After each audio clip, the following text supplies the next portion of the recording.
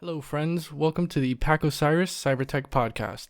This is episode 2, How to Detach from Google and Why You Should. First, I'd like to reference the Jussie Smollett situation out of Chicago. Just as a quick refresher for anyone who is unfamiliar with this case, basically Jussie Smollett was charged for staging a fake hate crime where he was supposedly beat up by 2 strangers. Eventually, however, the charges were dropped, which was kind of suspicious, and it seemed like the whole situation was kind of being swept under the rug like nothing happened. Technically, as of right now, I don't think he has actually been found guilty or innocent yet, so I'm not going to be arguing for or against his innocence, as that's not the point of this discussion. Rather, I'd like to focus on the issue of privacy in the digital age and how Google relates to that. So the reason why I even bring up Jussie Smollett is because a new development in this situation is that the special prosecutor, Dan Webb, has gotten a court order to make Google turn over all the data they have on Jussie Smollett and his manager during the 1-year period surrounding the attack. This data includes emails, including deleted and drafted emails,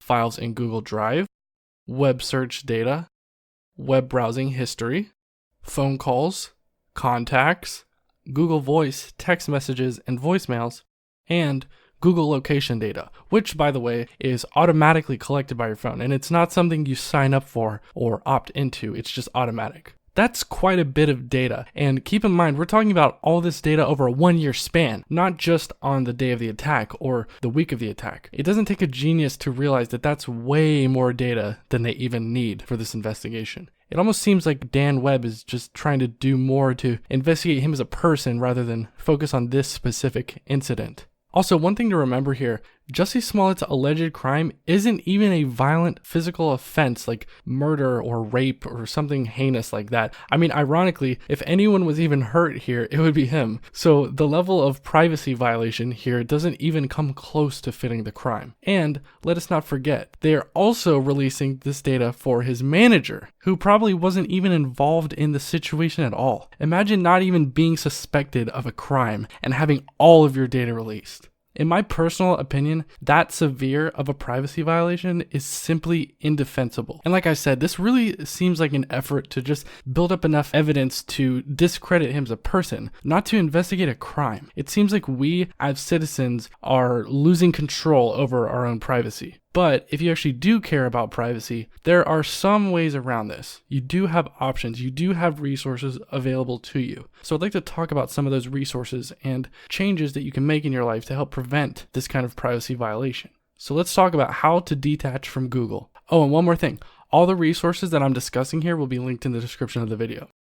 First, let's discuss email.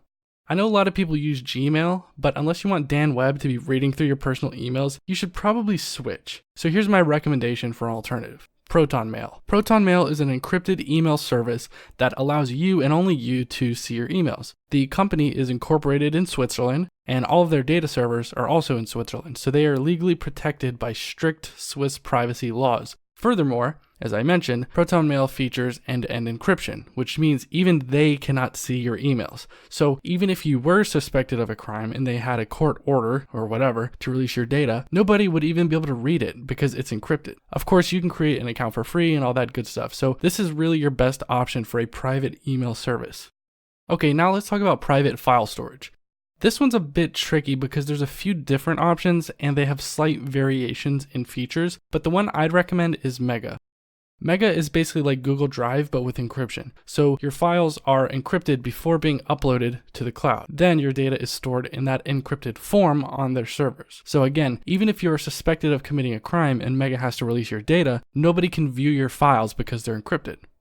Alright, fair enough. Let's move on. Let's talk about search data. Obviously, Google is a pretty popular search engine. In fact, it's actually the #1 ranked website in the world, but it's not good for privacy. Instead, you can use DuckDuckGo, which functions very similarly, but doesn't record any of your data, and they aren't tracking you or anything.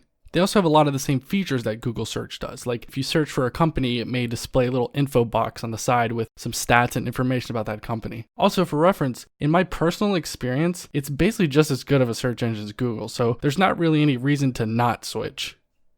Okay, what about web browsing history or web browsing in general? This is going to be based on which internet browser you use. I think most people use Google Chrome nowadays, but obviously that's not ideal. Instead, you should use Mozilla Firefox. See, the whole thing about Mozilla is that they try to bring more ethics into technology. They care about things like freedom and privacy, and their browser has a lot of nice features to support this goal. I'm not going to go into all the details here because that's a lot to this, but some of the highlights of Firefox are customization, they have extensions to help block trackers and ads, they have good security features, and in general, it's just a good solid browser. With the right configuration settings in Firefox, you are basically a ghost on the internet. So that's the web browser I highly recommend over Google Chrome. Plus, it's on pretty much every device in existence. I have it on my phone, my computer, tablet, everything. And you can create a central Mozilla account that you can log into to synchronize your settings across all of your devices, including even the actual open tabs on the browser. Like you could start reading an article on your computer and then go finish reading it in the bathroom on your phone. So it's super convenient. Plus, you're not going to have Dan Webb hovering over your shoulder, so that's nice.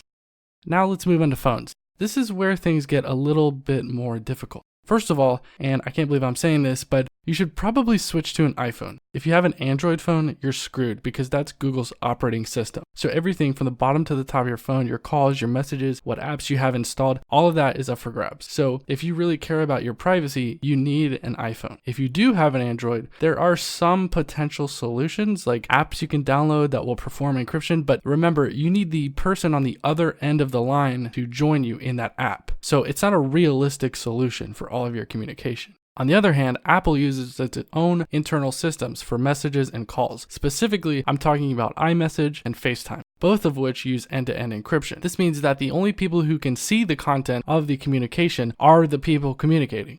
So for example, Apple cannot see your iMessage text, and similarly, they cannot give that data to other individuals. In fact, this is kind of controversial because the government keeps asking them to reveal this data from terrorist iPhones, and they can't. The only way they would be able to do that is to remove encryption itself from the technology, and obviously they aren't going to sacrifice everyone's privacy just to prosecute one individual.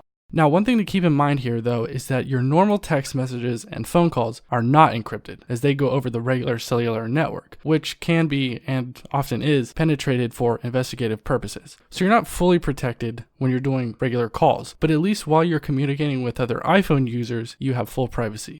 Now, for other forms of phone data like phone contacts and personal notes and such, you can just put a numeric password on your iPhone, and that will encrypt the phone itself, so nobody can look at it without the code.